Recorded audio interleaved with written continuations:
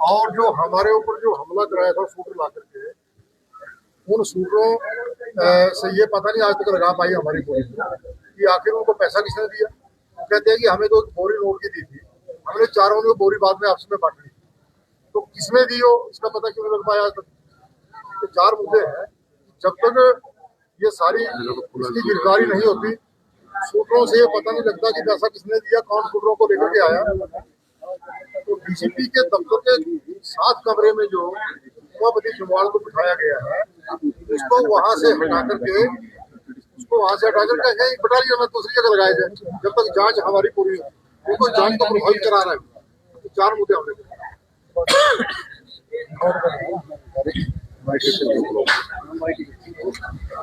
रुक जाओ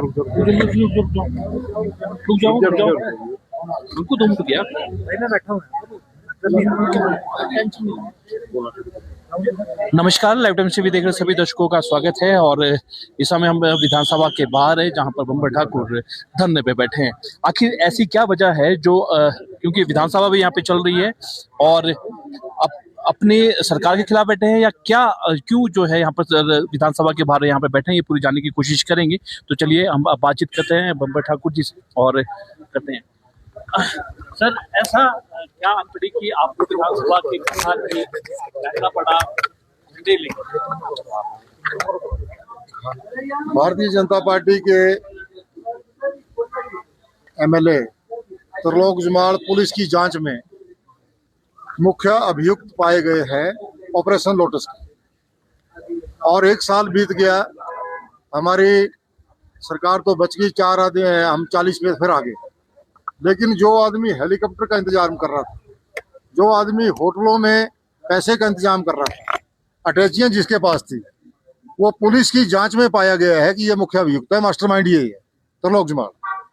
तो मैं मुख्यमंत्री जी का ध्यान इस मुद्दे की तरफ को आकर्षित करना चाह रहा हूं कि जिस व्यक्ति ने हिमाचल प्रदेश की लोकप्रिय सरकार को गिराने का प्रयास किया, आखिर क्या वजह है कि भाई वो आदमी आज तक गिरफ्तार क्यों नहीं हुआ, तो उसकी गिरफ्तारी की जाए। इनके ऊपर को रहम करने की अवस्था नहीं है। करोड़ों रुपए का बर्डन जो है हिमाचल प्रदेश के ऊपर पड़ा। आज ये गिड़गिड़ा रहा होगा, ये कहीं से भी माथे टेक रहा होगा, लेकिन जब ये मुख्य अभियुक्त के तौर पे सामने आ चुका है तो इसको गिरफ्तार किया जाए। पहला मुद्दा ये है।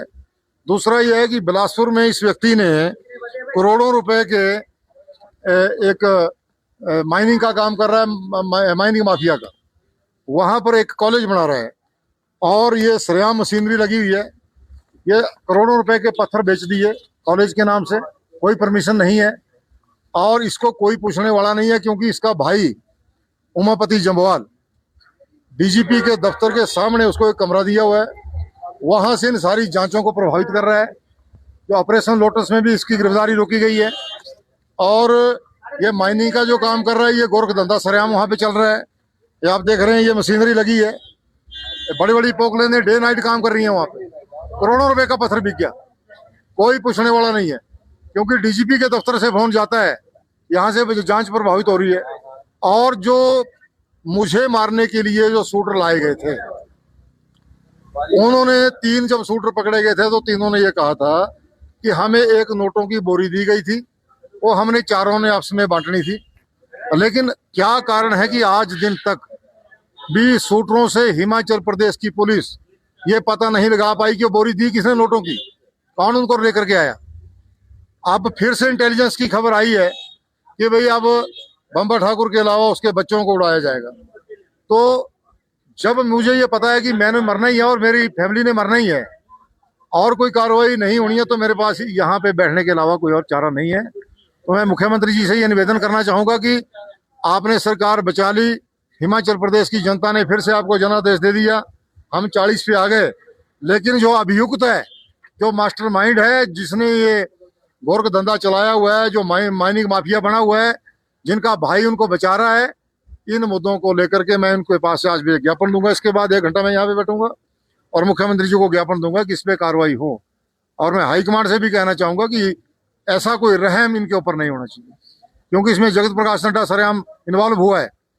वो कांग्रेस के नेताओं के पास गिड़गिड़ा रहा है कि मेरा सलाहकार रहा है, भाई इसको गिरफ्तार नहीं करना है, इसको कैसे न कैसे बचाइए। तो कोई रहम इसके ऊपर ना किया जाए। कार्रवाई होनी चाहिए, क्योंकि कानून सबके लिए है। कानून जो है वो कानून से ऊपर कोई एमएलए नहीं है। तो ये माफियागिरी जो चल रही है इसको बंद किया जाए। धन्यवाद। ये बात तो आप मुख्यमंत्री से डायरेक्ट भी आप बात कर सकते थे, क्या आपको अनपढ़ की विधानसभा के बाहर ही जो आपको ये बात जो अपने जो मुद्दे आप उठाते हैं अंदर मैं विधानसभा के अंदर मिलियन मुद्दे उठा नहीं सकता, क्योंकि वहां पर मेरे पर वो आपको पता ही है, पीछे भी मैं आया था तो मेरे को फिर वहां से नोटिस आ गया। वैसे भी मुझे मालूम है कि एमएलए अंदर, एक्स एमएलए अंदर नहीं जा सकते, तो मुझे ही अपनी बात यहाँ बाहर ही करनी थी। ज्ञापन में देने आ रहा हूँ, ज्ञापन में दूंगा उनको, लेकिन हिमाचल प्रदेश की जनता को भी मालूम होना चाहिए।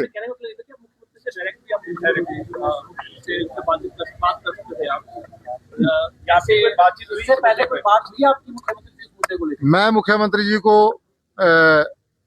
लिखित तौर पे दे चुका था जब मैं अस्पताल से वापिस आया।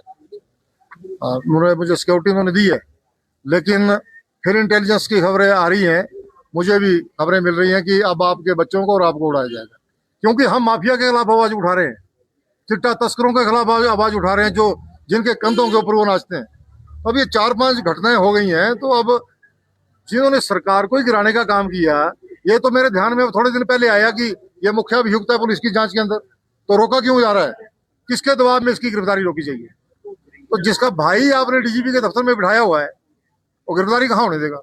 ये आप सवाल सरकारी काम में भी डाल जाते हैं, क्योंकि सरकार ही है, कानून व्यवस्था उनके हाथों में है, ये सारी चीजें फिर भी आप कोई अधिकारी यदि बेलगाम है, बिलासपुर के अधिकारी यदि बेलगाम है और माफिया को सरेआम संरक्षण देते हैं और हमारी बात को नहीं सुनते हैं, तो मेरे पास यहाँ बैठने के अलावा कोई चारा नहीं। मैं आवाज उठाऊंगा, जनता की आवाज उठाऊंगा। पहाड़ हमारे छलनी कर दिए, यदि विधायक पहाड़ों को छलनी कर रहा है और बिलासपुर के अधिकारी नहीं सुन रहे हैं, तो मुझे अपनी आवाज को यहाँ पर भी उठाना है, जनता के बीच में भी उठाऊंगा और मुख्यमंत्री जी के ध्यान में भी लाऊंगा। किसका संरक्षण किया बात? एक अधिकारी, मैंने कहा कि भाई तो वहां बिठाया हुआ है, और अधिकारी डरते हैं जगत प्रकाश नड्डा से। जब भी जेपी नड्डा बिलासपुर आते हैं तो बोलते हैं कि जो त्रिलोक जमाल बोलता है वो करना है। अधिकारियों को ऐसा डर रहता है कि कल को सरकार आएगी, पहले ये सलाहकार था, नड्डा बोलता है कि मैं मुख्यमंत्री बनूंगा, और त्रिलोक जमाल का यही है कि नड्डा साहब मुख्यमंत्री बनेंगे तो मैं देख लूंगा। तो ऐसे दबाव में वहां पे काम चल रहा है। आप कहना चाहते हैं कि आपकी सरकार में अधिकारी बेलगाम है? बिलासपुर के अधिकारी 1-2 अधिकारी बेलगाम है, उनको लगाम लगाने की आवश्यकता है। एक अधिकारी तो सरेआम ये गाड़ियां, बजरी रेत की गाड़ियां उनकी है। एक डंपिंग साइट बना दी सोलग के पास, सोलग काला बाबा जी होते थे उसकी कुटिया के पास, करीब 2000 पेड़ काट दिया सरकारी जमीन का, जंगल का, खैरों का, और उसके ऊपर डाल दी फिर मिट्टी, डंपिंग कर दी। फॉरेस्ट के किसी अधिकारी ने वहां पे कोई काम नहीं किया। उनको पूछा जाए क्यों वहां पे जो है करोड़ों रुपए के खैर जो है वहां से बिक गए, और ठेकेदार भी त्रिलोक जमाल के। तो आपने अधिकारी की बात की, क्या कह रहे कि मैंने डीएफओ साहब को बताया, मैंने कंजर्वेटर साहब को बताया, मैंने हॉब साहब को बताया, और जब कोई नहीं सुनता है तो फिर मैं यहाँ बैठूंगा, और नहीं सुनेगा तो मैं हॉब के दफ्तर के बाहर भी बैठूंगा जाके।